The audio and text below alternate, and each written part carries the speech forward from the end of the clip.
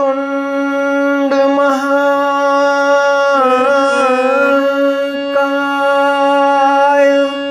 सूर्यकोटि समप्रभ निर्विघ्नं कुरु मे देव सर्वे कार्येषु सर्वदा। श्री गुरु चरण सरोज रज निज मन मुकुर सुधारि वरणो रघुवर विमल जसु जो दायक फल चारु।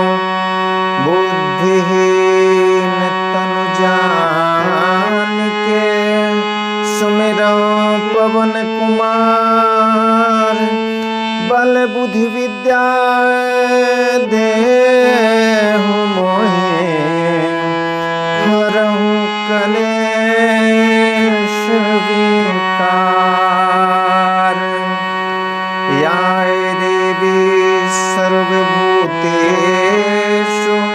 बुद्धिरूपेण संस्थिता नमस्तस्यै नमस्तस्यै नमस्तस्यै नमो नमः।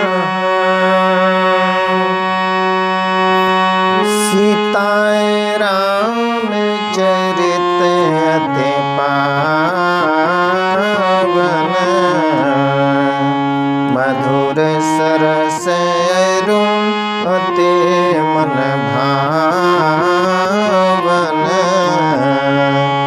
पुनि पुनि कहते सुने सुनाए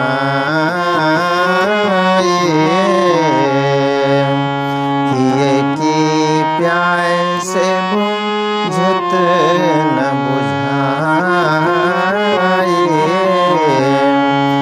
भरत प्रिय राम चंद्र की जय। उमापति महादेव की जय। पवन सुत हनुमान की जय।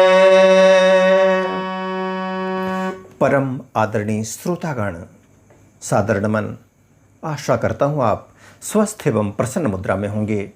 आज आपके समक्ष प्रस्तुत है श्री रामचरितमानस बालकांड भाग 91, जिसका वर्णित विषय है बलवान शत्रु अकेला भी अकेला नहीं होता। पूर्व के प्रसंग में हमने देखा कि मैं वही पुरोहित वेश धर कर आऊँगा। कपटी मुनि ने आश्वासन दिया है राजा प्रताप भानु को कि पुरोहित का वेश धारण कर वह राजा प्रताप भानु की नगरी में आएगा।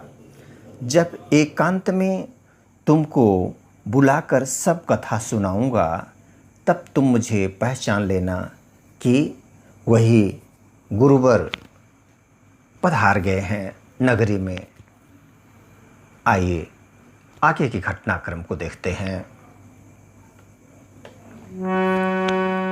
शयन कीन्ह नृप आय सुपाए।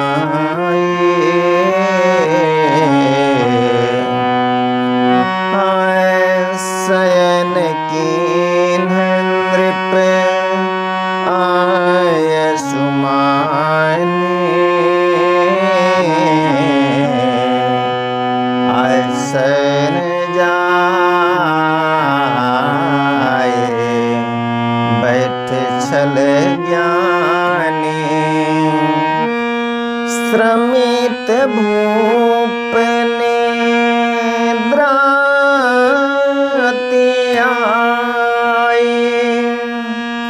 सोकिमि सोब सोच अधिकाई। राजा ने आज्ञा मानकर शयन किया और वह कपटी ज्ञानी आसन पर जा बैठा। राजा थका था, उसे खूब गहरी नींद आ गई, पर वह कपटी कैसे सोता। कपटी छली व्यक्ति जिसका मन 3-5 से सराबोर होता है, उसे नींद भी अच्छी नहीं आती। उसे तो बहुत चिंता हो रही थी। कायले के तूने से चरत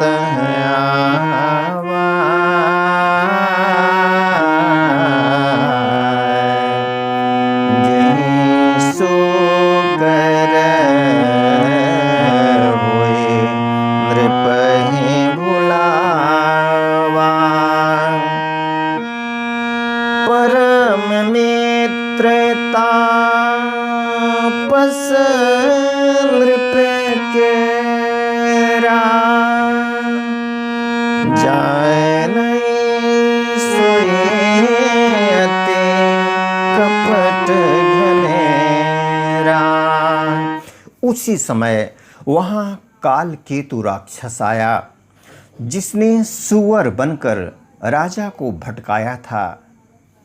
सुअर बनकर वह दौड़ता चला गया और राजा उसका पीछा करते चले गए, और इस तरह से बीहड़ जंगल में वे खो गए थे। वही काल केतु राक्षस अब आ गया है। वह तपस्वी राजा का बड़ा मित्र था और खूब छल प्रपंच जानता था।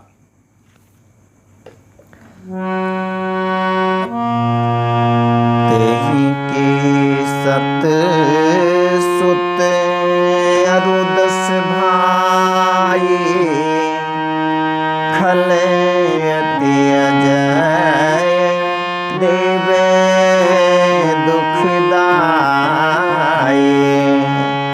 प्रथम ही भूप समर, प्रथम ही भूप समर सब मारे। विप्र संत सुर देखे सुखारे।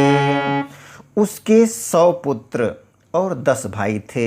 इस काल केतु राक्षस के 100 पुत्र 10 भाई, जो बड़े ही दुष्ट, किसी से न जीते जाने वाले और देवताओं को दुख देने वाले थे। ब्राह्मणों, संतों और देवताओं को दुखी देखकर राजा ने उन सबको पहले ही युद्ध में मार डाला था। अब वह प्रतिशोध की आग में जल रहा था। खल पाए छिले बयरु सम्हारा, ताय पसंद्र पे मिले मंत्र विचारा। जहिर पूछय सोए रचे नियो पाऊ, भावे बसन जान कछुराओ। उस दुष्ट ने पिछला वैर याद करके, कौन सा वैर कि इस राजा प्रताप भानु ने क्या किया था। तेहि के 7 सुत और 10 भाई, उसके 100 सुत यानी पुत्र और 10 भाइयों को मारने वाला ये राजा था। तो उस दुष्ट ने पिछला वैर याद करके तपस्वी राजा से मिलकर सलाह विचारी, षड्यंत्र किया, और जिस प्रकार शत्रु का नाश हो वही उपाय रचा। भावीवश राजा प्रताप भानु कुछ भी न समझ सका। भावी बलवान होती है, जो घटनाक्रम होना होता है उसकी प्रबलता इतनी होती है कि उसे रोका नहीं जा सकता। रिपुते जसी अकेले अपि, लघु करि गनियन ताहू।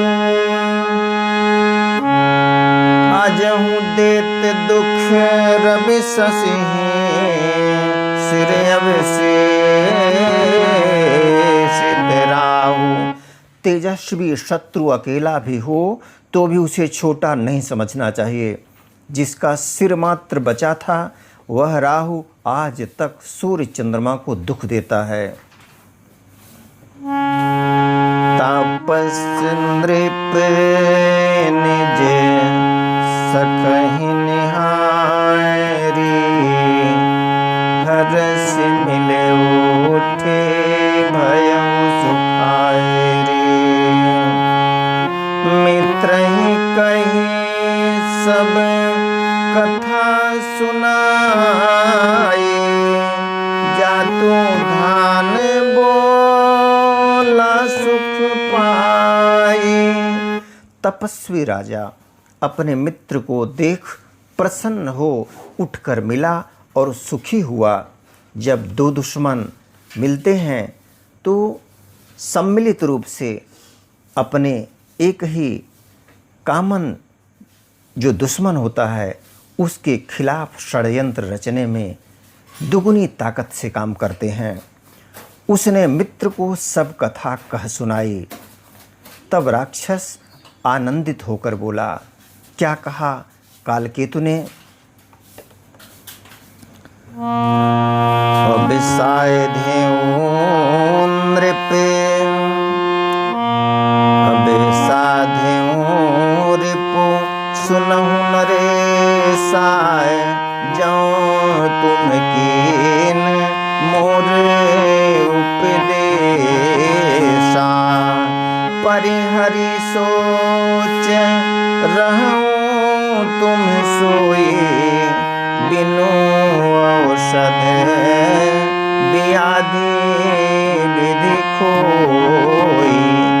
हे राजन सुनो, जब तुमने मेरे कहने के अनुसार इतना काम कर लिया तो अब मैंने शत्रु को काबू में कर ही लिया। समझो, तुम अब चिंता त्याग सो रहो। विधाता ने बिना ही दवा के रोग दूर कर दिया। क्या कहा? कुले समेत रिपु मूल बहाई, चौथे दिवस मिलब मैं आई। तापस नृपहि बहुत परितोषे, चला महाकप अति रोषे। कुल सहित शत्रु को जड़ मूल से उखाड़ बहाकर आज से चौथे दिन मैं तुमसे आ मिलूंगा मेरे मित्र। इस प्रकार तपस्वी राजा को खूब दिलासा देकर वह महामायावी और अत्यंत क्रोधी राक्षस चला। भानु प्रताय पहि बाजी समेताय, पहुँचाए से छन माझे निकेता। नृपहि नारी पहि शयन कराई, हय गृह बाध से बाज बनाई। उसने प्रताप भानु राजा को घोड़े सहित क्षण भर में घर पहुंचा दिया। सोया हुआ राजा घर पहुंच चुका है। राजा को रानी के पास सुलाकर घोड़े को अच्छी तरह से घुड़साल में बांध दिया। राय जाके उपरो ही तहीं, हरि ले गया बहोरे।